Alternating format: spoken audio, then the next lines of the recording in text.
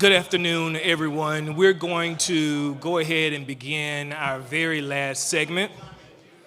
Thank you all for finding your seats so swiftly. This last panel is entitled The Campus Challenge: How Higher Education Can Better Serve Male Students.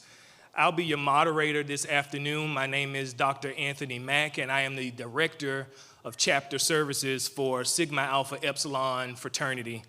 Sigma Alpha Epsilon was founded in 1856 at the University of Alabama in Tuscaloosa, Alabama. And our mission is to advance the highest standards of friendship, scholarship, leadership, and service for all members. And we do this by finding impeccable men with great character and help them achieve their full potential, letting them rise up to face every challenge that's put before them today and tomorrow. And we do this by preparing them to become what we refer to them as true gentlemen. Today, Sigma Alpha Epsilon, we have 210 chapters across the United States. We have over 13,000 active undergraduates, and we have over 255,000 living alumni. I have the distinct honor in introducing the panelists this afternoon. First, we have Dr. Larry Stimpert. He serves as Hampden-Sydney's college's 25th president since 2016, advancing his mission to form good men and good citizens through new academic programs, experiential learning, and expanded diversity initiatives. His leadership has produced record funding for 5 consecutive years, funding major projects, including the Pauley Science Center. He serves on the board of the National Association of Independent Colleges and Universities and has held leadership roles within several Virginia higher education organizations. Previously, he was the vice president for academic affairs at DePaul University and taught at Colorado College for 17 years. He has co-authored 2 management textbooks and holds degrees from Illinois Wesleyan University, Columbia University, and University of Illinois. We also have Dr. Steve McGuire. He is the Paul and Karen Levy Fellow in Campus Freedom at the American Council of Trustees and Alumni, where he leads initiatives focused on free speech and academic freedom in higher education. Before joining ACTA, he directed the Matthew J. Ryan Center for the Study of Free Institutions and the Public Good and served as an associate teaching professor at Villanova University. Next, we have Dr. Dawn Wiese. She's the Chief Operating Officer of FRMT, which provides insurance for men's fraternal organizations. She also serves as an adjunct faculty in Virginia Military Institute's Department of Economics and Business, teaching organizational behavior. Dr. Wiese previously served as a university vice president and founder and chief operating officer of a consulting firm primarily focusing on higher education. Dr. Wiese earned her bachelor's and master's degree from Virginia Tech, her PhD from the University of North Carolina at Greensboro, and completed postdoctoral coursework in industrial and organizational psychology at Harvard University.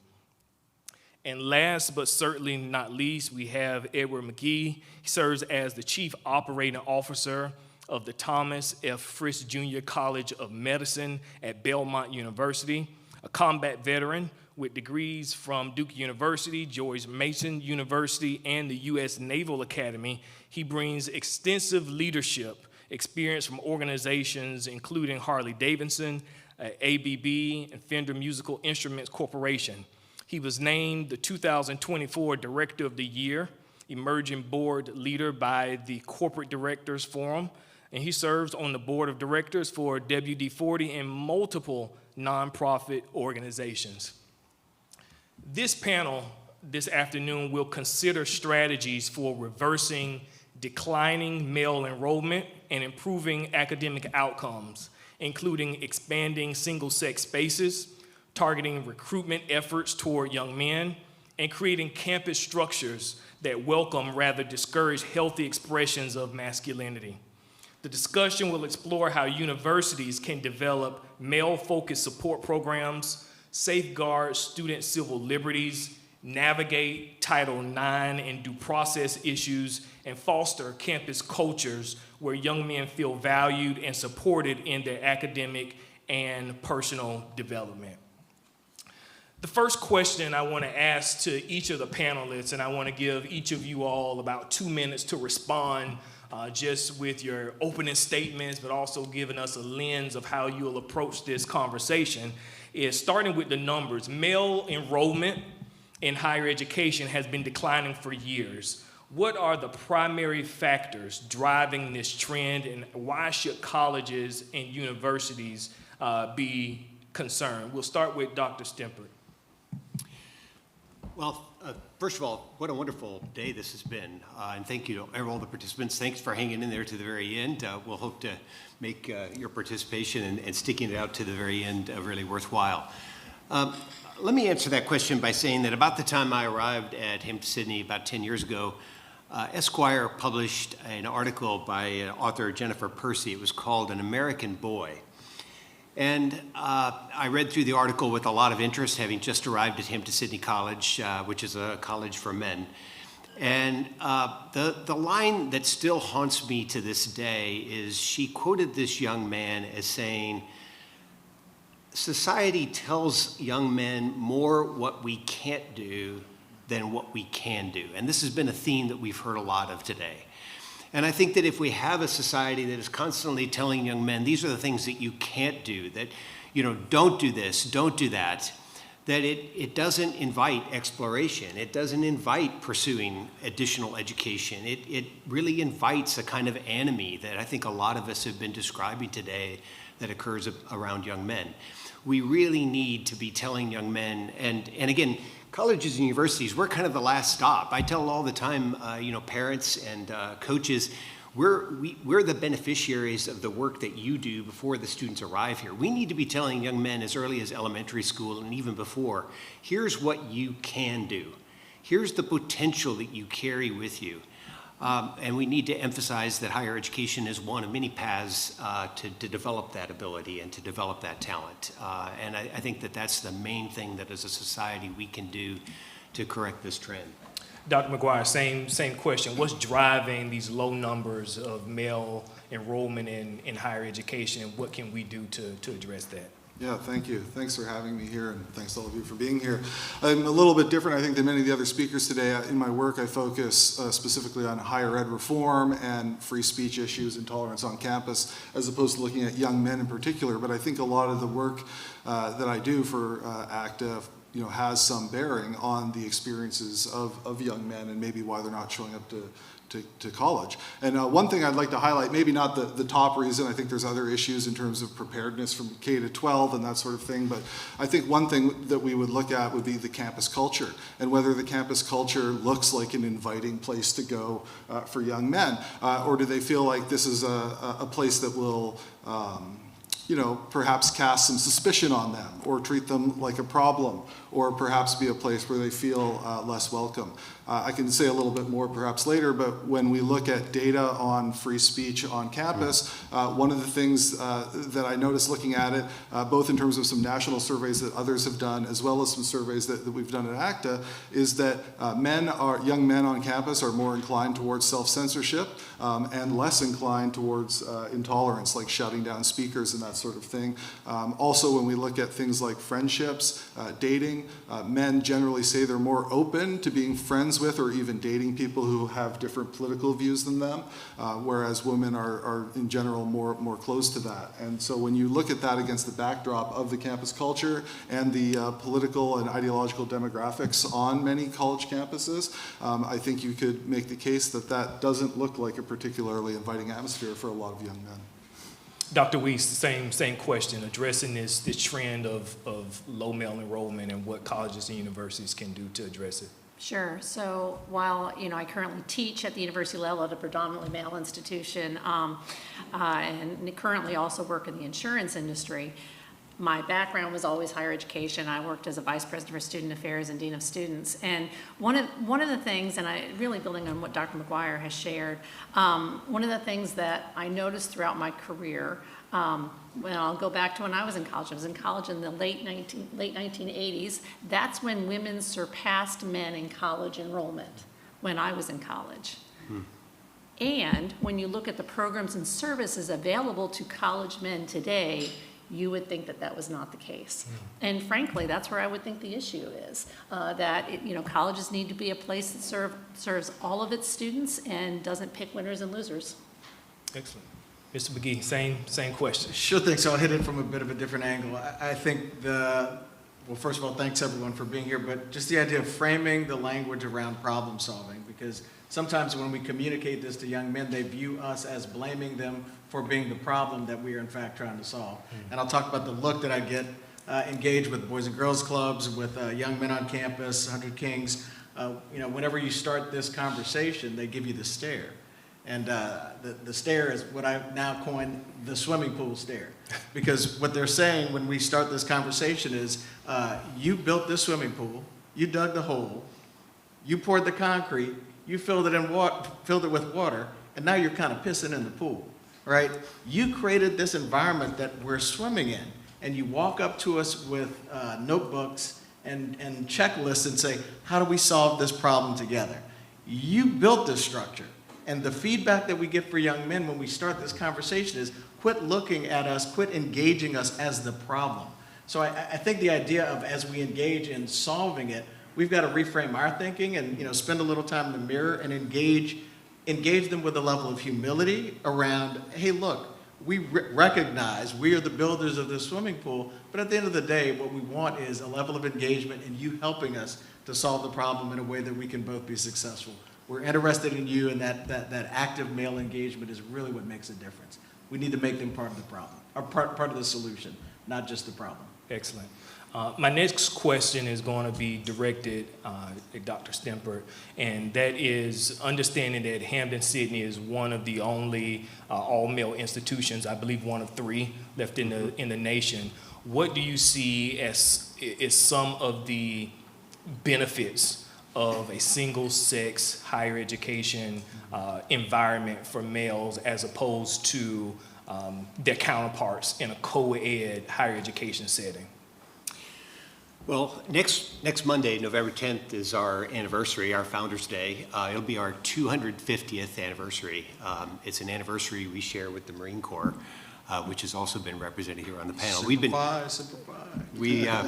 What's even more remarkable is as we were opening our doors, our first president put an advertisement in the paper and said that the college is being formed to form good men and good citizens. And that simple phrase, to form good men and good citizens, has been our mission now for 250 years. And I think that the most important thing we do for our young men, and if you were to go and look up the mission statements of most liberal arts colleges, you'd have about 4 paragraphs of what our board chair calls word salad. It's totally meaningless stuff. But if you stop any student, if you stop any employee, if you stop any faculty member at the Hampden-Sydney campus and ask them what's the mission of the college, they'll tell you our mission is to form good men and good citizens. And I think the most important thing we do for young men is we give them a big purpose. They're there to become good men and good citizens. And I think that above all is really important. There's some important curricular things that we do at Hampden-Sydney that are distinctive certainly in the world today. All of our freshmen take rhetoric. And it doesn't matter how good of a high school you came from, it doesn't matter how good a writer you are when you arrive. When you finish rhetoric, you will be a better communicator than you were when you arrived at the college. We start very basic. We start with grammar. It's a grammar review. The next thing that the students do is they learn how to write topic sentences. And then they learn how to write paragraphs that support that topic sentence. And in that process, they also learn what's the difference between a well-supported topic sentence and a sentence that's not well supported, or a topic sentence that doesn't have any logic to support it. This makes them excellent communicators. And of course, small class sizes that follow which are discussion-based largely, emphasize the importance of those rhetorical skills that the students get in that freshman year. We also think it's very important for our students to take 2 semesters of Western culture. All of our students take rhetoric and all of our students take Western culture. We think it's very important if our mission is to form good men and good citizens. We think it's very important for them to know what ancient philosophers thought good meant, what the Enlightenment thinkers at the time of our college was formed thought good men and good citizens were, and of course, what do we think today good men and good citizens are? So we think those kind of common intellectual experiences are really, really important to our students. At the same time, the kinds of things that our students engage in outside of class are equally important. And one of the things that it's really remarkable, it's really surprising in some ways to me, but also based on a lot of what's been shared today already, it shouldn't be surprising, but our guys love the brotherhood. I've been president now for 9.5 years, and I have never once had one of our guys say, I really like Hampden-Sydney, but I wish it was co-ed. They come and they truly buy into it. And one of the speakers earlier today quoted Proverbs, and that's the best way I can describe our brotherhood. It's as iron sharpens iron, so one man sharpens another. And our guys are actively involved in, in sharpening each other all the time. Let me say one more thing. My first year at the campus, I was in the Commons sitting down with a group of students, and we were talking about Hampden-Sydney as a men's college. And one of the young men said something to me that I've never forgotten, and it just resonates with me all the time. He said, "You realize nothing happens here without a young man doing it." And you think about that. I mean, I've taught in co-ed environments. I've worked in co-ed environments. I went to a co-ed school myself. There's always a lot of smart women around who do a lot of the work for the guys, and they just sit there and freeload. No freeloading at Hampden-Sydney College whatsoever. And not surprising, on the National Survey of Student Engagement, which our seniors take as they are starting their senior year, 90% of our students have already had a major leadership responsibility. And this is the year when a lot of students have their major leadership responsibility. 90% of our students have already had that by the time they start their senior year. So we're equipping our guys to go on and be really effective good men and good citizens and leaders once they graduate. And can I double click on that? Because on co-ed campuses, what you typically see is women in leadership roles for most of the clubs, most of the organizations. And I think that is an amazing trend because of the leadership of women, but also an opportunity as we inspire young men and engage them to take on leadership roles. Dr. Wiese, turning to your research with Gary Pike at Indiana University, where you all study the outcomes of Greek-affiliated students. What does the data suggest as it pertains to male students who are affiliated versus their counterparts who are not affiliated? What are some of the academic or personal development kind of successes that they have that we don't normally or commonly see with their counterparts? Right. Well, and I'm so glad you brought up the National Survey and Student Engagement, because that's the data set we use. And if you're not familiar with that data set, regularly colleges and universities across the country are administering the National Survey on Student Engagement. More than 200,000 people are regularly in this sample. So it is a significant data set. And, consistent with the polling data that you've heard about prior, that happened just prior to this, fraternity does really, really well when looking at what's happening in fraternity compared to what's happening for those students who aren't affiliated. So a couple of points. We know that students who are in fraternities are more engaged both inside and outside the classroom. We know that they have stronger interactions with faculty. We know that they are more likely to say they have a professor who cared about them. We know that they are more likely to participate in what are called high-impact activities. And high-impact activities are things like internships, like study abroad. And we know, and actually Senator Gallego referenced this. He talked about when he went to Harvard that he wasn't coming from an elite private school. And he said, but I joined my fraternity and I was a part of that brotherhood coming up once again. We know, again, coming out of that NESI data set, that people in fraternities are more likely to affiliate with people different from themselves. And all of this was controlled for demographic variables, pushing back against all of those concepts of privilege when you think about fraternity. And you know, if there's something that's frustrating when coming out of higher education and hearing what's often a backlash against fraternity, are the very students who are the most engaged in the classroom are those who are participating in fraternity and sorority. Great insight. Turning to Mr. McGee, you co-chair Belmont University's Flourishing Together task force that focuses on the challenges that men and boys face. Two-part question: what prompted this initiative by Belmont, and also what have you all learned about what males need to be successful in college? Yeah, thanks for the question. So our university president, I think that it was a Christine Imba article a couple of years ago that actually spurred us into action. And we had been passing articles back and forth. Richard Reeves was just starting to really elevate the conversation on the challenges that young men and boys were facing. And when that article popped up, we passed it around, and he's like, all right, enough. And I think the idea of Harvard, in the Harvard Business Review, there's a great article that just popped out.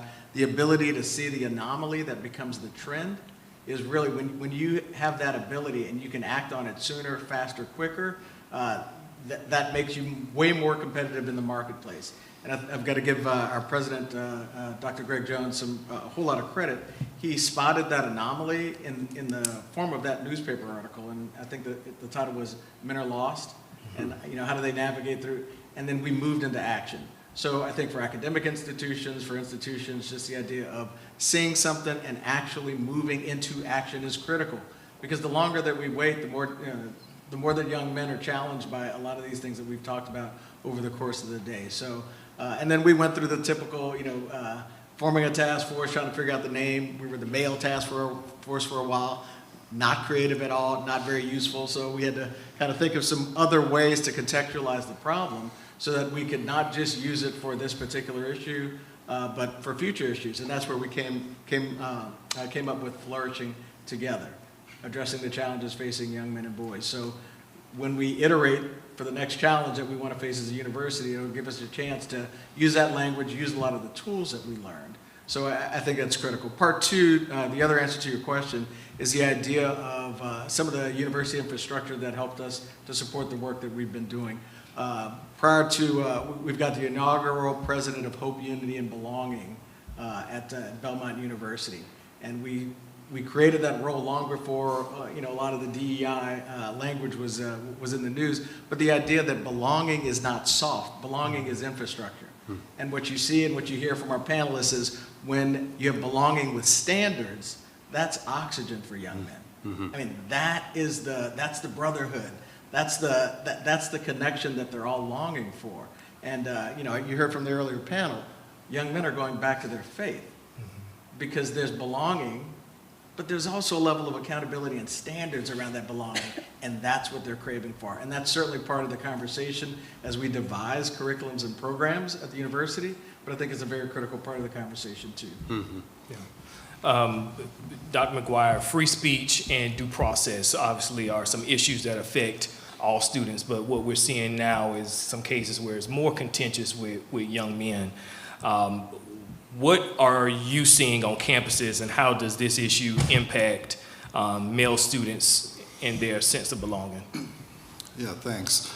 So in my earlier remarks, I mentioned some survey data. So for example, at ACTA, we recently, working with the College Pulse, surveyed about 3,000 students, college students in Virginia, and asked them a variety of questions about free speech on campus. And just some of the differences that we notice between men and women. For example, men are slightly more likely to agree that the political climate on campus prevents them from saying what they believe. They're slightly more likely to self-censor and say that they're uncomfortable expressing their views on controversial topics. They're much less likely on the other hand, to say that a professor who makes an offensive remark should be reported, less likely relative to female students. They're slightly less likely to say that it's okay to shout down a campus speaker to stop them from speaking, although they are a little bit more likely to say that using violence is okay to stop somebody from speaking, which is interesting, perhaps not totally surprising. Overall, as I mentioned, men are more likely to say that they're okay having close friends who have different political views than them, or even dating someone. And other national surveys have shown similar kinds of statistics over the years, including when asked about conflicts between, say, free speech and inclusion. Men are much more likely than women to say that colleges should allow for free speech, even if some people find what is said hurtful or offensive. So at ACTA, we think that universities and colleges should reform, where needed, their free speech policies in order to promote the free expression that we think is consistent with their missions and to improve viewpoint diversity on campus. And we think that would benefit everybody on campus, that it would better serve the missions of these institutions. But when you break down the data by sex or gender, you see that it would be potentially especially beneficial for young men who seem to be looking for a campus culture where they're free to express themselves and share their ideas. And I'll finish just by sharing one remark. Often when we see people clamp down on free speech, it has to do with, say, politics or religion or ideology, right? For example, trying to start a student chapter or something like that, right? Usually when these chapters are not allowed to start, it's because the others in the student government or whoever's in charge of allowing this student group to start objects to it ideologically. One story where men were directly affected, a few years ago at the University of British Columbia in Canada, a young man reported that he tried to start a men's group and was rejected, and the reason they rejected him was that they said there's already a men's group on campus. When he went and looked it up, he found out that it was a feminist men's group focusing on healthier masculinities that looked at manliness through an intersectional lens. And so, he fought and fought to try and get his men's group founded on the campus, and I don't think he was ever successful. I also think it's critical because oftentimes with social media, there aren't a set of tools that young people have around civil discourse. Mm-hmm. And, shout out to our friends up the street at Vanderbilt. They've got a project called Dialogue Vanderbilt, where it is not just saying we want this to happen or we want you to have more freedom, but we're going to give you a set of tools so that you can, in space, safe space to actually practice. So 100% agree, but we can't just say this is what we want and not give a level of structure and tools so that young people today can actually engage in some of these conversations successfully. Yeah. Absolutely, yeah. And I think, Vanderbilt is a great leader in the higher ed reform space in terms of institutions that are, taking problems seriously and looking for solutions. Their chancellor, Daniel Diermeyer, is a great advocate for a lot of the reforms that we'd like to see at ACTA. And I mentioned, too, we have a program in conjunction with Braver Angels and Bridge USA, a campus debates and discourse program, and my colleague Doug Spry and his team travels around the country constantly putting together debate programs on campuses, working with faculty and students, and it's fantastic. One of the things that we see very prevalent now is not only is male enrollment an issue, is decreasing, but their graduation rate. So not only are we seeing males enroll at a lower rate, but we're also seeing them graduate at a lower rate. So this is a question I want to give each of the panelists an opportunity to respond to, and that is, what is happening between admission and graduation that's causing, or not graduating, that's causing higher education institutions to lose male students? So we'll start on the end with Mr. McGee. Sure thing. So I'll jump right back with belonging with standards, the idea of we've got to create that sense of belonging, but especially with young men, it's not just belonging by itself. The idea of iron sharpening iron, belonging with standards is oxygen. Part two, we've got to work pathways to purpose with them. So the idea of purpose, again, by itself, the term incredibly meaningful, but what we find with a lot of our young men is they are clamoring for conversations on what is that path to the job. They need help understanding the path. And when you give them that level of understanding, we see better outcomes. The third is institutional trust and fairness. And I think when there's a sense of the university or the institution is being fair about, when I make a mistake, I'm not being punished. I've got room to make those mistakes, and they see that being equitably administered, the idea of fairness, and that creates an environment where they want to stay. Because oftentimes when they have that bad experience, what we find is they start to go inward, and eventually that leads to a bad outcome. And then the last one is scalable male support networks. And it is so critical. That's why I'm enjoying here. I wasn't in a fraternity. I went to the Naval Academy. I'm a Marine, so that's my fraternity. But just the idea of the strength of a scalable support network when you're in those moments, absolutely critical. And the institutions that do a great job of it, you see great outcomes. And Dr. Wiese, same question. What's happening from your lens between admission and graduation that's causing us to lose male students? Yeah, I shared a little bit of that earlier about my concern that often colleges and universities are picking winners and losers, and it's important not to pick winners and losers. They support all students who are there. And one of the things I appreciate your comments about belonging and that sense of belonging, because it is that sense of belonging and engagement, which I already also talked about, being engaged both inside and outside the classroom, both key predictors of retention and key predictors for graduation. And I'll go back then to fraternity. We know from data over and over and over again that those men who join fraternities are more likely to be retained and more likely to graduate. Mm-hmm. Dr. McGuire. Yeah, I'd fall back on my own experience as a professor several years ago and working with young men. And I had several experiences where there were clearly students who were struggling either socially or academically. And they came to me and just happened to mention something, and I was able to work with them to help them, with whatever was troubling them.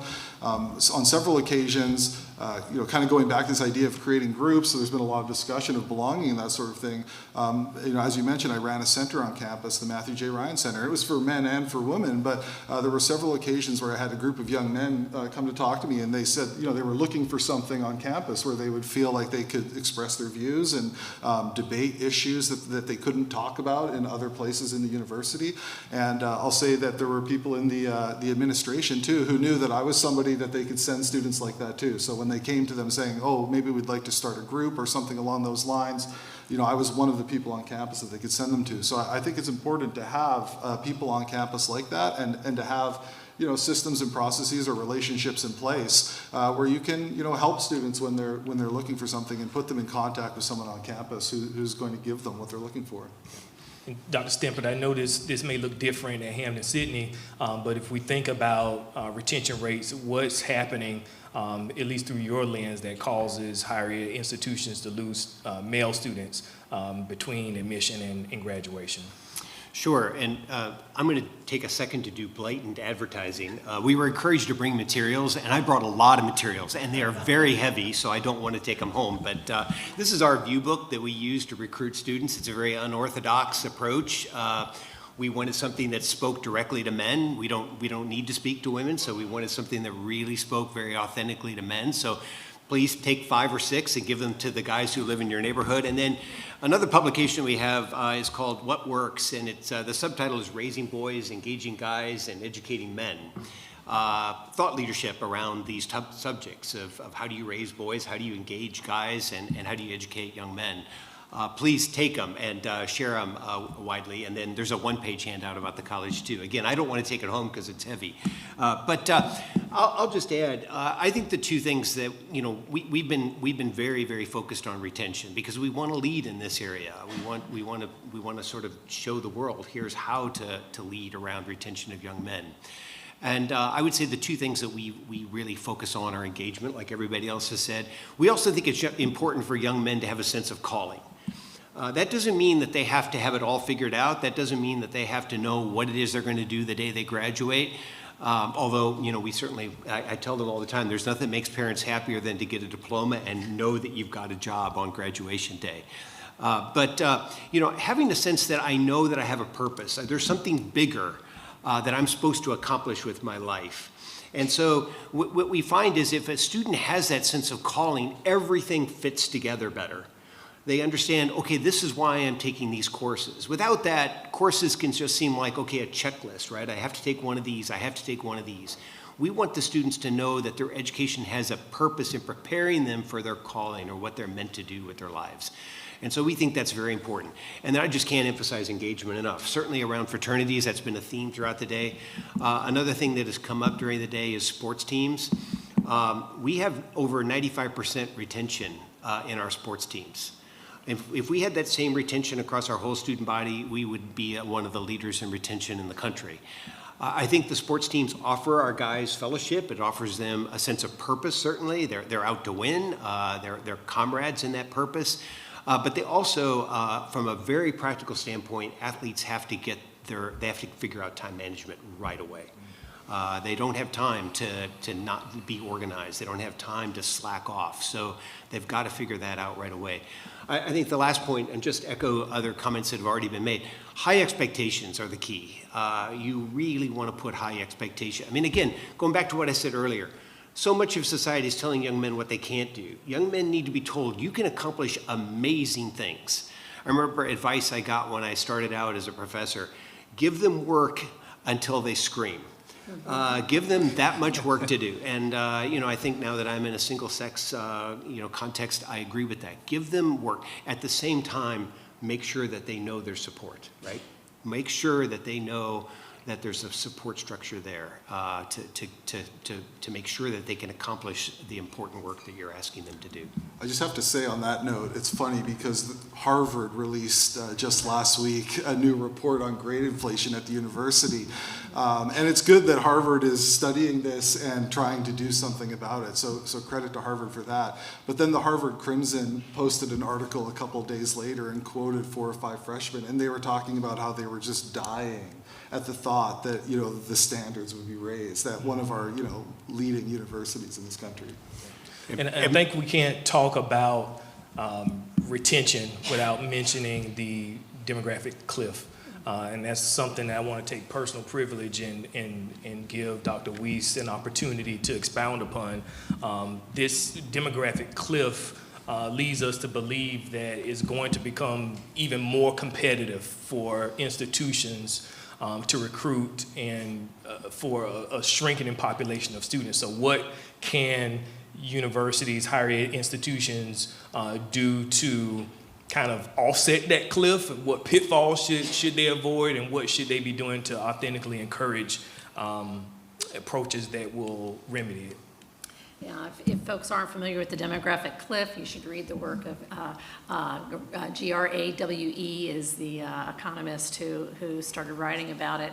But very simply, enrollment was growing like this for a long time. And then number of realities occurring, and he initially said starting in 2025 it would do this. Not this, it would do this. I do this with utensils at dinners when I tell people about this all the time because people aren't taking it as seriously as they need to. But COVID changed that because 1 million fewer students returned to colleges and universities after COVID. So it actually pushed it back. And so that cliff has already started, and we're seeing it. We're seeing it constantly in terms of colleges closing, colleges merging. It's happening all the time right now. And prior to the cliff, it was this nice incline for a long time. And colleges and universities really, it was a seller's market. And that has changed. It is now absolutely a buyer's market. And you say things like seller's market and buyer's market in higher education, and people are like, oh, they don't like those kinds of terms. But that's the reality. And colleges that are unable to think about being both educator and service provider, thinking about students as customers, those are the ones that aren't going to make it. And it's not, might not make it, they're not going to make it. And we see great examples of schools that are able to take a step back and think, how can I both educate, hold students accountable, all of those things, while also recognizing that students are customers. Those are the students, those are the schools that are really thriving right now. Those that are not able to do it, it's not going to be pretty for the next, and actually there's no end in sight at this point. The decline, it continues to be predicted. There's no potential end, and I just read something a couple of weeks ago that the Chinese student market's about to drop out too. So, yeah. Yeah, can I put in a plug for some additional work that Richard Reeves is doing with the Higher Education Male Achievement Collaborative? So HEMAC is an organization that came out of AIMB, and it's sharing best practices. So how do you address the cliff? You've got to partner with other institutions. You've got to hear what's going on. And quite honestly, the idea of collaborating in the space, it's a great initiative that Richard started, and it's an opportunity to really work together on solving some of those issues associated with the cliff. And it's here. Oh, it's here. It's here. We want to take an opportunity to give the audience a chance to ask some questions at this time.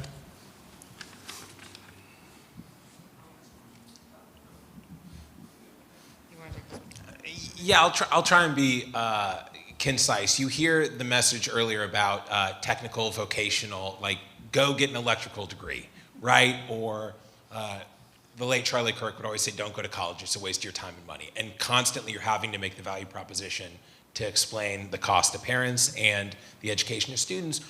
What's the ripple effect or the downstream domino of if young people decide to opt out of college, if they're not joining fraternities, if they're not getting this formational period of leadership and whatnot? What do you think is going to happen 20 years in the future? I'll jump on with, I mean, those years are rite of passage years. And in a lot of cases, most cultures have periods where you go through the rite of passage to become a man, to become a woman, to become a provider for your family. All those things are occurring at that age. So you're gonna learn some lessons in the aspirational space of college, or what a lot of young men are doing is they're just going to work. They feel that they want to become providers for their families now. And there's no judgment in that path. There's no judgment in either path. I think we've focused on STEM for a long time in our country, but quite honestly, shop class is gone. Home economics, all of these things that made you better, a better builder in your community, in the home, some of those things are gone, and we may need to revisit some of those things. I don't think this isn't an either or, it's an and. And for young men who choose the path, young men and women who choose the path of college, we want to make sure we provide a great educational experience for those formative years, but quite honestly, it is not for everyone, and then we don't need to have judging language in the way that we address young men in the decisions that they make. We need to figure out how to support them on their paths. And I want to build on that because it's exactly what I was thinking. It's not for everyone, and that's okay. And it's also important to recognize prior to the demographic decline, 50% of students graduate from colleges and universities were not going to jobs that required college degrees. Mm-hmm. So we were already experiencing a bloat. And what we're seeing is a significant right sizing. I'll just say real quick, the hardest positions we have to fill at our college are not faculty or, senior level staff positions. It's the electricians, it's the carpenters, it's we're doing a lot of building and renovation at our college, so, masons are hard to come by. There's certainly a need for people to fill those important, important skilled trades jobs. At the same time, I think the notion that AI is going to make college and people in general irrelevant, I think is far overstated. I mean, what we've seen, all we can do in anticipating that future is what we can learn from the past, and learn from the past is technological change requires more people, not fewer, and it certainly requires different people with different skill sets. I think the college educated person is going to become even more important in the future, not less important. And of course, we've got to prepare them for that future. We've got to make sure that we're putting the right kinds of courses and experiences in front of them. I think the need for college educated people is only going to grow. And we don't do the world or the public a service by saying, oh, you don't need to go to college anymore. And that message is certainly out there. And I think it's a disservice to our society, but it's also especially a disservice to young men. As we prepare to close out today's symposium, I want to challenge the panelists with this very last question in 5 to 7 words. 5 to 7 words. If you could implement one change across American higher education to better serve male students, what would that one change be in 5 to 7 words? Dr. Stimpert. Give men agency. Dr. McGuire. Implement the ACTA gold standard for freedom of expression. 7 words. Encourage students to join fraternities and sororities. Interesting. Belonging, purpose, and fairness are not soft values. They're infrastructure for human flourishing. And that was more than 7 words. Yes. I cheated. And with that, this concludes the inaugural Symposium on Young American Men. On behalf of the Lafayette Company, event sponsors, and panel participants, thank you so very much for being here today. Have a great evening.